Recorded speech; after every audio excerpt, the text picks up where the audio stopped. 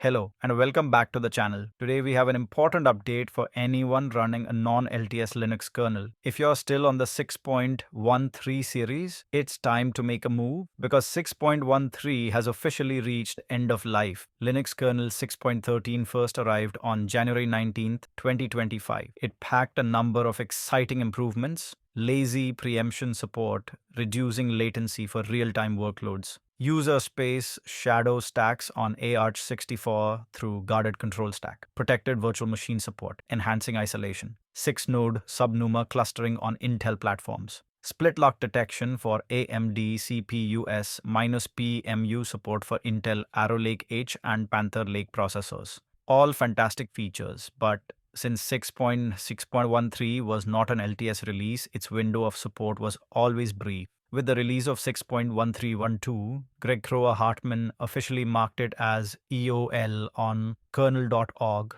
urging users to upgrade right away. If you're relying on 6.13 for production or daily use, you'll want to move to Linux kernel 6.14, which went live on March 24, 2025. Let's break down what's new. Kernel 6.14 comes with several enhancements: Btrfs RAID1 read balancing, improving performance on multi-disk setups; a brand new ntsync subsystem accelerating WinNT primitives. Great news for wine gamers. Uncached buffered I/O for workloads that need raw throughput.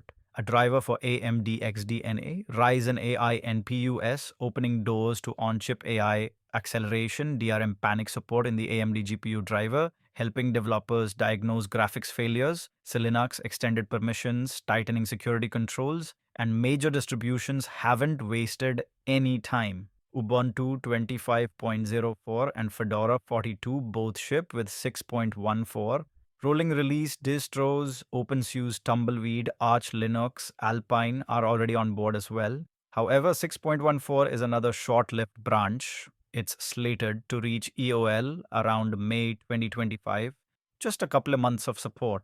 If you need long-term stability, consider switching to an LTS kernel, Linux 6.1 to LTS or Linux 6.6 LTS. Both of those will receive updates until December 2026, giving you a reliable foundation for work or production environments. So, what should you do right now? Check your current kernel version. Upgrade to 6.14 if you need the latest features and your distro supports it, or switch to LTS 6.12 or 6.6 if you prioritize long-term support and stability. That's the scoop on Linux kernels 6.13 and 6.14. If this video helped you decide which kernel to adopt next, hit that like button and subscribe for more Linux updates. Have questions or ran into issues upgrading? Let me know in the comments below. I'll do my best to help. Thanks for watching and I'll see you in the next one.